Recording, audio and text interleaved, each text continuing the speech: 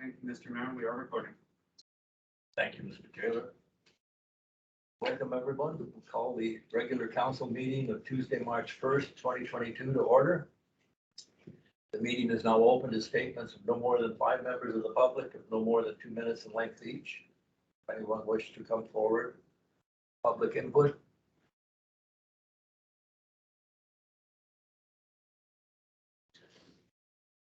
Move to item 3.1. Are there any additions or deletions to the agenda? Mr. Mayor. Okay, someone please move the March 1st, 2022 regular council meeting agenda be adopted. Councillor Howe, second Councillor Leach. Call the question. All those in favor? Carried. The delegation has to be rescheduled at their request, which is fine. We'll move on. Item 6.1. Need someone to move that the February 15th, 2022 regular council meeting minutes be adopted as presented, and that the January 18th, 2022 regular council meeting minutes be adopted as presented. Councillor Weed, second Councillor Leach. Any errors or omissions? None. I'll call the question. All those in favor? Carried. Anyone wishing item 9 to remove the correspondence? Yes, Councillor Weed. Yes, I wanted to hold BC Association of Farmers Market correspondence, please. Okay, it'll go under 18.1, new business.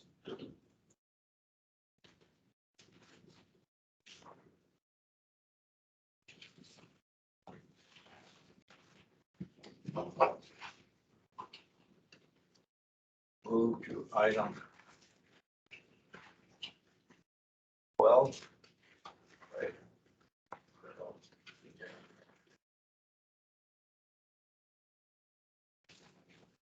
Move to item 12.1, bylaws and resolutions, 2022 Little at Farmers Market location.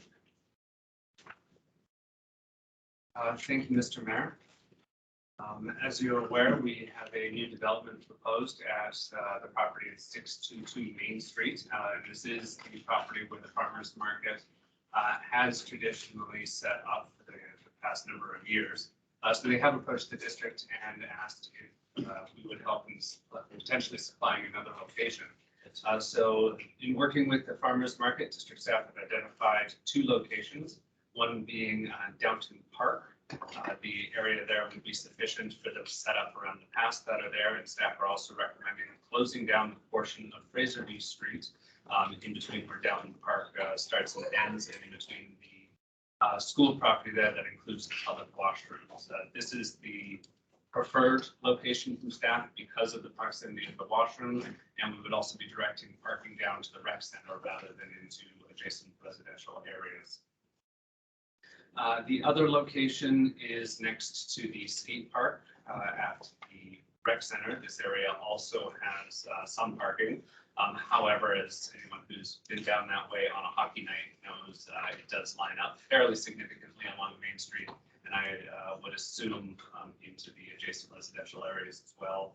So while this is a good backup, staff are continuing to recommend the Downton Park location. There are washings at the rec center as well, but that would put more strain on the rec center staff in keeping those washrooms clean and observing any public protocols that may still be around this summer. So staff are recommending that both of the locations be approved and that the chief administrative officer be delegated to impose any conditions and finally select a location from these 2, as well as a second resolution giving staff permission to shut down that one section of Fraserview Street during the market days on the market times, if that is the location that is chosen. Thank you, Mr. Thank you, Mr. Taylor. Any questions, clarification required? Councillor Weed. Yes. I am curious as to, I know there's still nothing nailed down specifically about our cultural center or the cultural center. And I know that that was an issue with coming up with a location for the BMX and skate park location. So I'm wondering, is this going to be a permanent move for the farmer's market, or it's up and down, or it's iffy, or? As we've seen with the farmers market being permanently located at 622 Main Street, if something comes up that will make it either of these locations viable, we will work with them again to try and find a new location rather than stopping additional development. And if I could ask a second one then, so if it ends up being the rec center, where does that put the skate park? Well, Because that was one of the issues, was the parking lot and,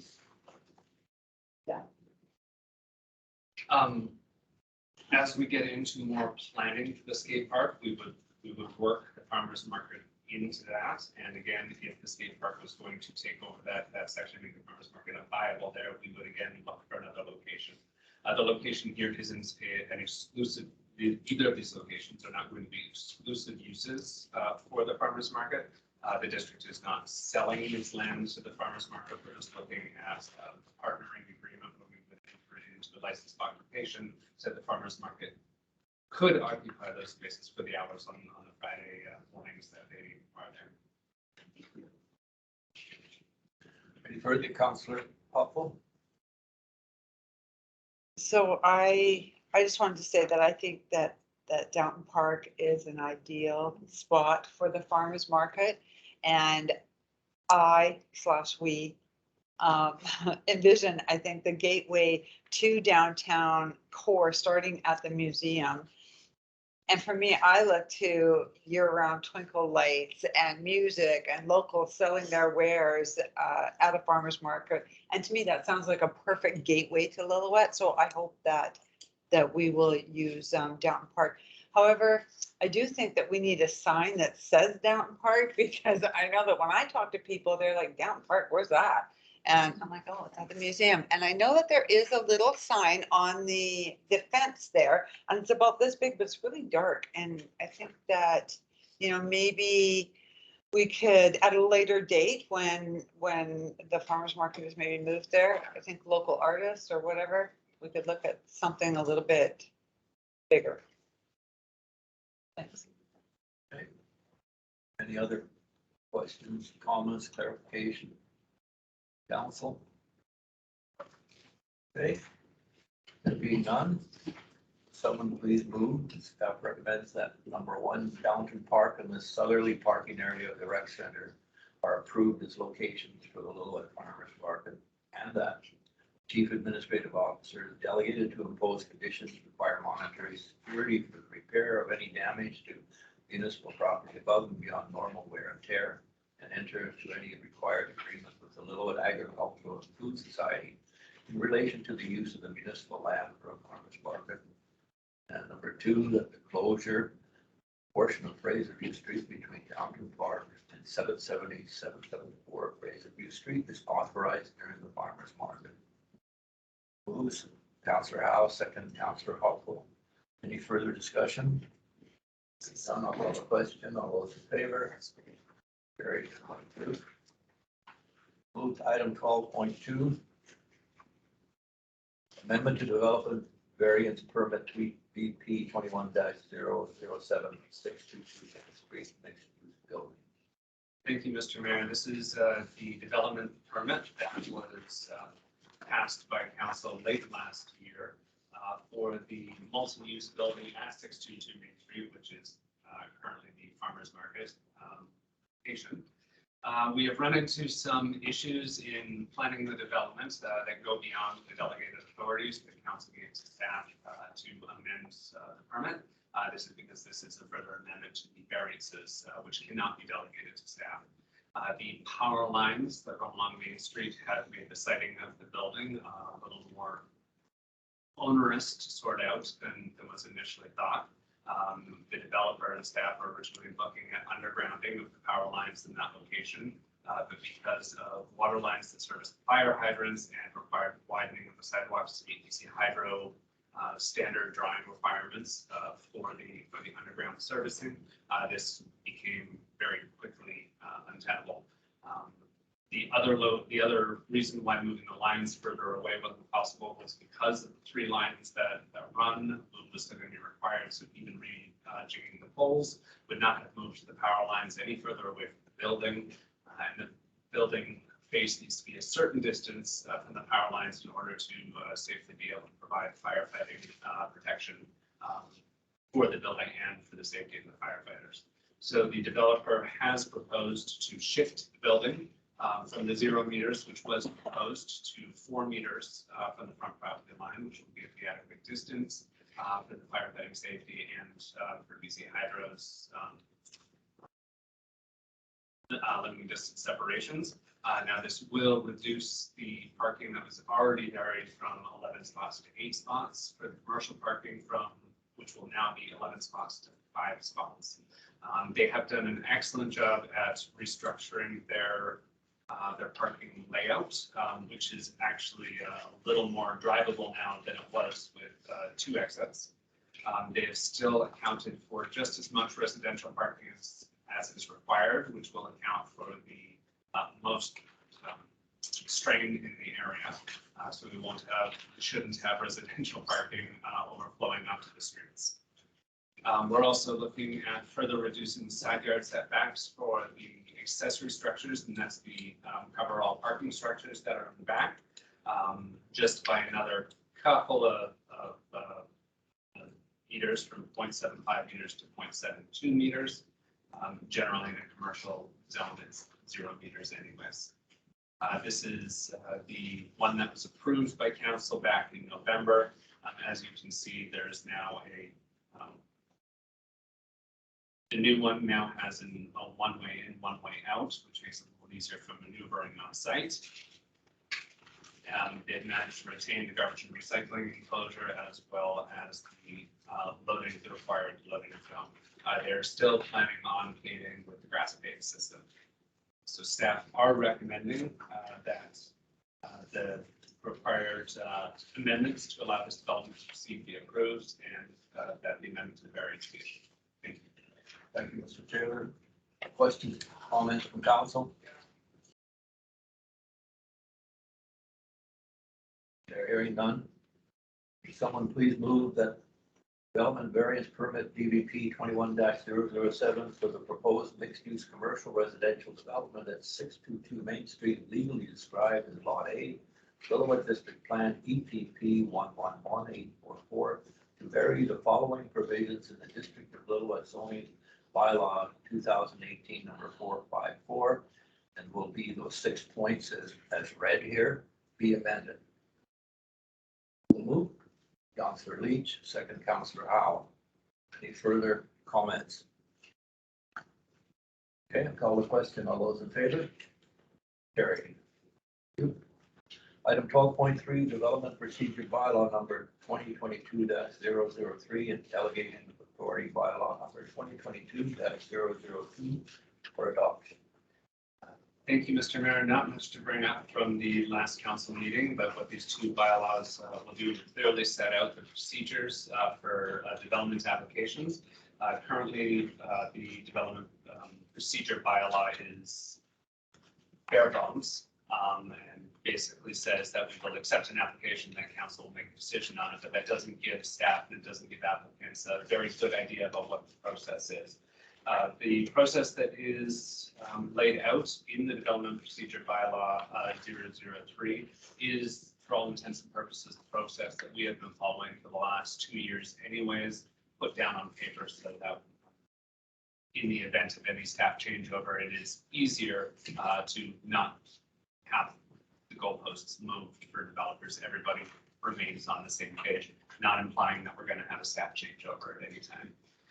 The delegation of authority bylaw is coming from the provincial request that from the provincial study to help improve development approvals. And this will delegate a few of the authorities for issuing or signing covenants, easements, and agreements to the chief administrative officer, as well as the approving of technical and some minor form and character development permits to the Director of Development Services. Staff are also recommending that policy AD-007, which is the development permit and development variance permit process policy, be rescinded, as that will be covered by the development procedures bylaw. Thank you, Mr. Mayor. Thank you, Mr. Taylor. Questions, comments from council? Hearing none, will someone please move that? Sorry. Oh, I just, sorry, through the mayor, with regards to the variance permit bylaw, they would still have to have a variance permit and come forward. We would just be following, it would fall under this development procedure bylaw instead of its own separate variance permit bylaw. Variance permits are regulated under the Local Government Act, so we're required to have a set of procedures on how we process them. But they will now be processed under this bylaw, correct, not under the current development procedures bylaw, which speaks to it and for all intents and purposes says if a resident makes an application, council will make a decision on the application with none of those steps in the middle, saying what we need and how it's going to be processed to give people an idea of the timeline. Okay, thank you. Okay.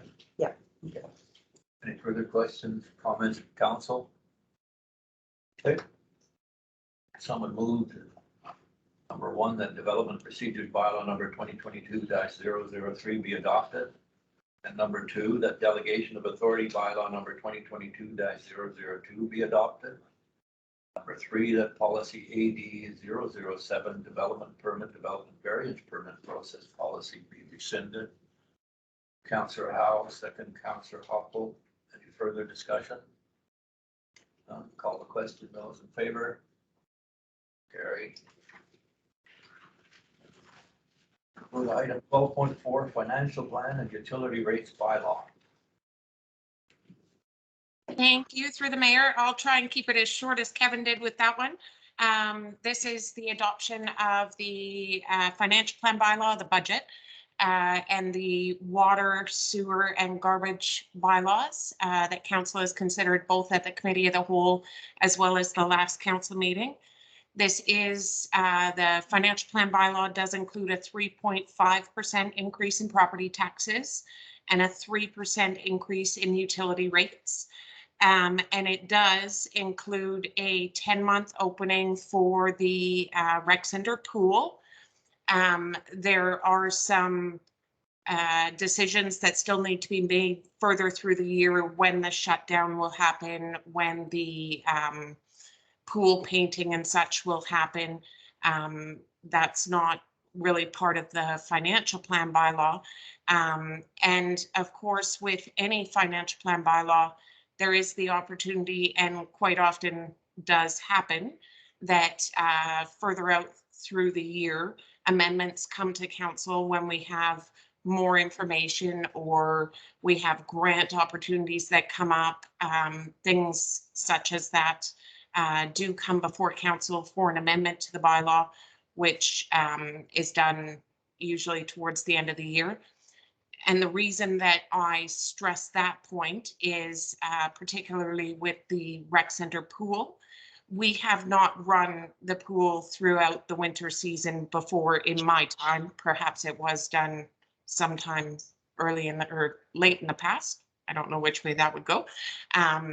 So there are a number of expenses that we're just doing our best estimate on.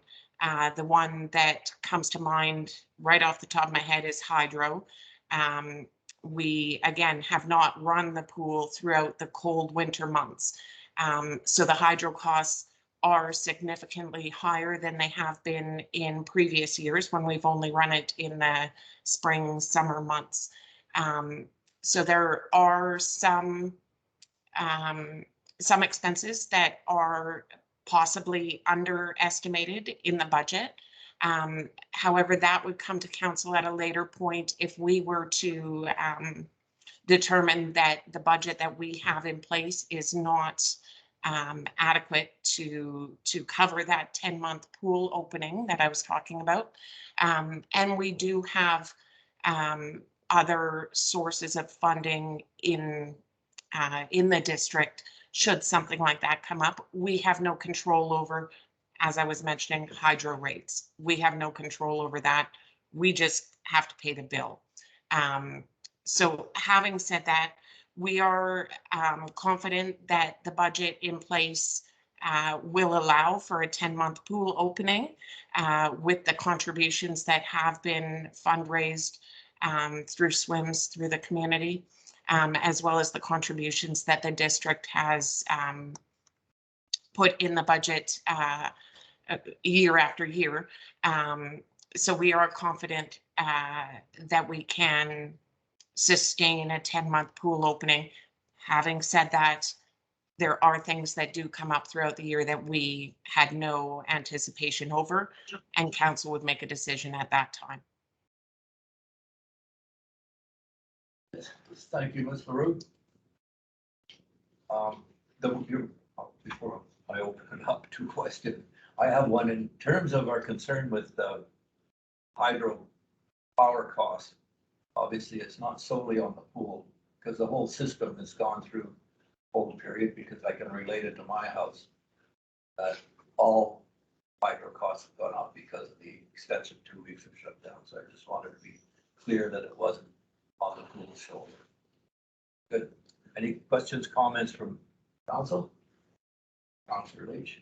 I just have a question, and I don't know if it's around the whole taxation of our constituents, but not necessarily on the bylaws. I'm hoping staff might be able to answer. Do we know, because we know our CMP are funded out of property taxes, and that rate is included or taken off or in our property bill. Do we know what that average increase was that they got? Because there was a pay increase in their pay recently, was there not?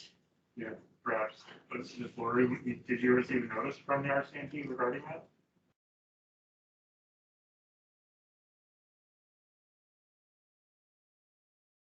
I'm sorry if that was directed at me. I missed part of the question. I haven't received any information from the ministry who requisitions both school and policing tax. I haven't received any information from them as far as any increases in policing tax rates. Any other questions, comments from council? Okay, I will be dealing with these one at a time. Someone move that the financial plan bylaw number 2022-004 be adopted. Councillor Weed. Councillor Leach second. Any further discussion? I'll call the question. All those in favor? Carried. Number 2, someone move that water connections and regulations bylaw number 68, 1997, amendment bylaw number 2022-005 be adopted. Councillor Weed, second. Councillor Howe. Further discussion? Call the question. All those in favor? Carried. Item 3, the water connections and regulations bylaw number 428, 1984, amendment bylaw number 2022-006 be adopted. Councillor Howe, second. Councillor Hoppel. Any further discussion? Call the question. Those in favor? Carried. Item 4, that sewer connections and regulations bylaw number 430, 1984, amendment bylaw number 2022-007 be adopted. Councillor Howe, second. Councillor Leach. Any further discussion? Call the question. All those in favor? Carried. And finally, the garbage collection and regulations bylaw number 296, 2007, amendment bylaw number 2022-008 be adopted. Councillor Weed, second. Councillor Leach. Any further discussion? None. Call the question. All those in favor? Carried. Thank you. We'll move to item 13, work in progress.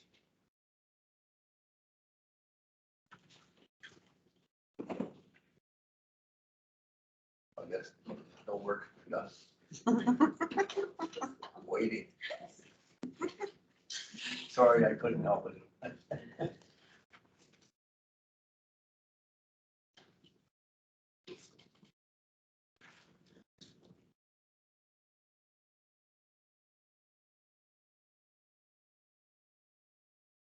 Any questions or comments? Council? No. Another well done. Thank you. Someone moved that the work in progress as of February 24th, 2022 be received for information. Counselor Weed, second Counselor Howe. Call the question. All those in favor? Carried. Thank you. Thank you, staff. Move to item 15. Reports from council. Mayor's report.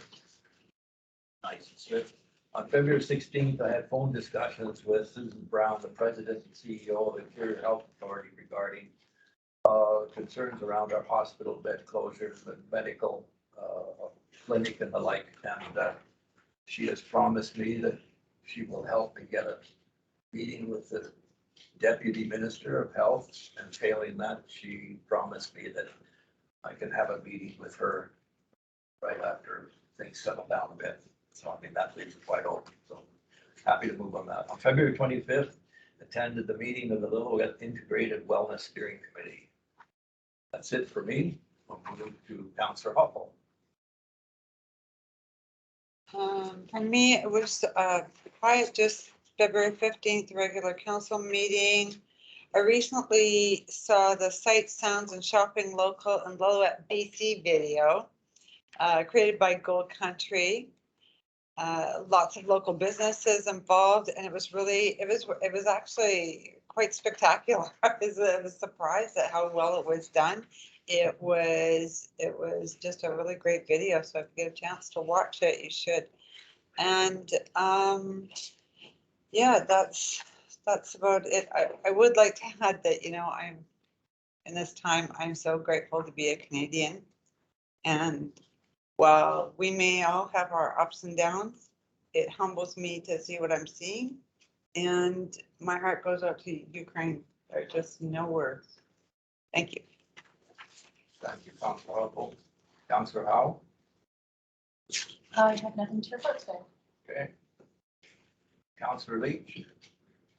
On February 22nd, I virtually attended our first local government facing roundtable. Interesting introduction to everyone. Good experience. Yeah, it was a very eclectic group of people that are at the table, and actually, I'm not gonna lie, I was a bit concerned when I was informed that I'd been selected for the roundtable. I was like, you know, maybe I was just a seat filler because I needed so many people. But actually, our chair, Craig Hodge, and our PCN staffer shared with us that there was quite a few applicants, and that they want to bring diversity. Quite excited for that because I feel like there's going to be a lot to discuss. Did you ask what the stipend would be? I don't think this is second. But yeah, it'll be interesting to get started. We're not quite sure on like scheduling and when everything's gonna happen yet. We're kind of waiting on the province for some direction. But yeah, started. We've kind of got the introduction going. So, and then the only other thing I wanted to report is that. And it was advertised in the paper, but it was actually a friend of mine that brought it to my attention that BC Hydro tonight at 6 o'clock is having an open house regarding the LaJoy Dam project. And I had to phone our CAO because I remember delegation that they gave to us recently, but I wasn't sure on the timing if it was before or after all of the events that we had in November with the flooding and freezing and all of that. So I actually, and the other reason I kind of bringing this forward as well is the open house, or what they're calling an open house, actually participants who wanted to attend it actually had to pre-register by sending an email. So it wasn't just like a Zoom link or something that was, you know, scheduled that people could walk into at the rec center. So little concerned on what their public engagement is going to look like. But I do have questions around, now that we've seen like the atmospheric river, high snowfall, high snowpack, the flooding and all of the evacuation orders and alerts down in like Mount Curry and Pemberton, what the planning and how to mitigate some of the risk when they actually do turn some of the water off to work on the dam is. I mean, I know we're years out and they're still in the planning stages, but I guess I just would like to see some more clarity around that. And so I'm hoping council would support that, we could direct staff to reach out to their BC Hydro contact and maybe get some answers on that. To do that, ask them to have a delegation necessary as well. Yeah. I think with the events that have happened, I'm a little bit more cautious. And I feel like it's brought up a whole slew more questions that have kind of, I think that the public may like answers to before the project starts and goes ahead. Oh, yeah. That's it? Yeah. Thank you, Councilor Reid. Councilor Reid? Well, I didn't actually prepare anything, but we had our first in-person meeting for the SLRD. Part of us were in the boardroom, part of us were on Zoom. It was 2 days, Wednesday, Thursday last week. And I don't know if it was, there seemed to be a lot of campaigning going on, so I don't know if it was for council positions, mayoral positions, or chair positions within the SLRD. It just became a very hot and heavy discussion on a few things. One of them was Pemberton Transit. Apparently the contract for that ended at the end of February, and that was a contract between Pemberton, Lil'wat, and Area C. And Area C, after a survey was done, only has 1% of the ridership. So they don't want to be contributing a third to the cost of the 4 buses that run on a daily basis back and forth from Pemberton to Whistler. And Whistler does not pay into any of this. So that was one of my questions. So I guess they're going back to the table. I think Area C is contributing something for 2022, and after that, who knows, but it really didn't make much sense that probably 75% of the ridership goes from Pemberton to Whistler for work or for skiing. If you're going skiing and the bus is full of people going to work, you're bumped until the next bus or whatever, but Whistler contributes nothing to this. It's like, it just amazed me, because I've always felt like Lil'wat was on the tail end of things, and now I'm seeing a few other people on the tail end of things.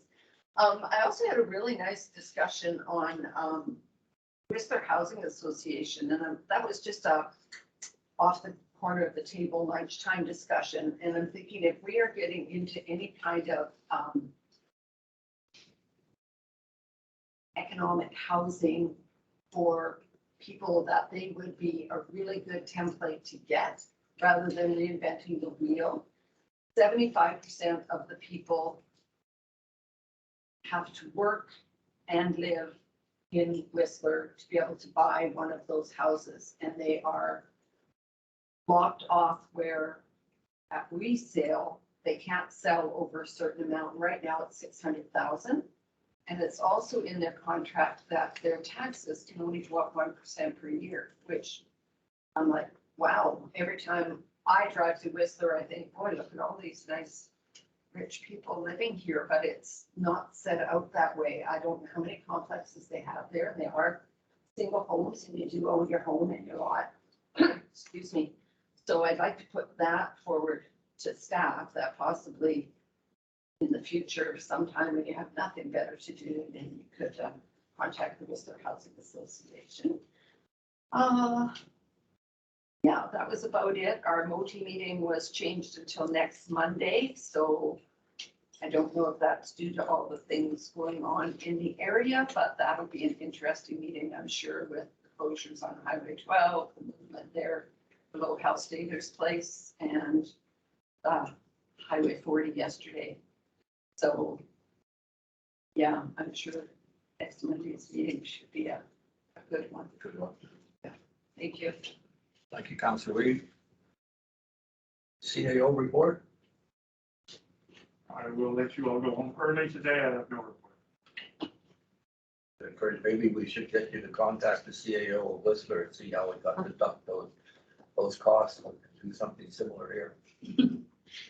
Or failing that, if you decide to leave us, that's the guy we should go after. It's actually the Whistler Housing Association. It's No, not. I'm talking about not paying for the transport. Oh, the transit, yeah, really. I'm trying to be funny, but I'm not working out. Okay, we'll move to item 18.1. There's a letter from BC Farmers Market. Councillor Weed, you wanted to bring that out for discussion? I did want to bring it out for discussion. I'd like to have staff send them a letter of support.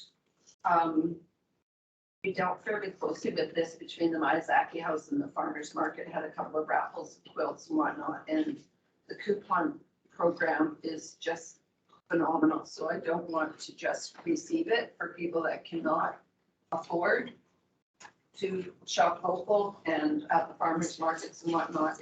It's just an exceptional program. So I would like that letter of support sent. Thank you. Any other comments, Councillor Hoppe? No, I was just gonna second her proposal. Any other comments? So then, rather than the resolution to accept it, we're looking at a resolution that staff responds to this letter with support. Yes, Mr. Taylor, If I may be, help me out, please. that a letter be sent to the Minister of Health, Adrian Dix, supporting the ongoing funding for the Farmers Market Nutrition Coupon Program operated by the BC Association of Farmers Markets. Thank you. I would have just put one line in. Thank you. That's why it's good to have you there. Okay. Who moves? Councillor Weed. Second, Councillor Leach. Any further discussion? I'll call the question. All those in favor? Carried. Thank you, guys. The meeting is now open to questions from the media and the public.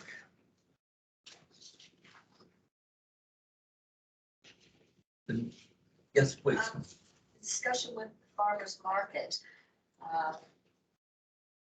I know it's on a Friday and it's only for so many hours, but we're really hoping that tourism is going to get back to normal.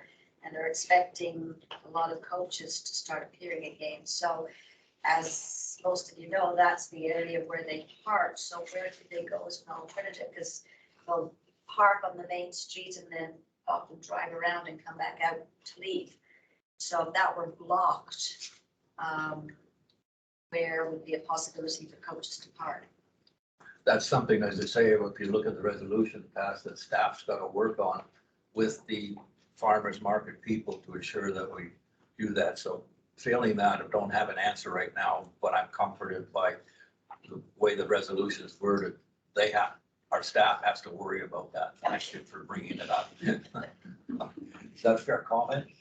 True, and as well, some of that traffic may be different in where it goes because of the change in the location of the visitor center is now going to be at the Miyazaki House.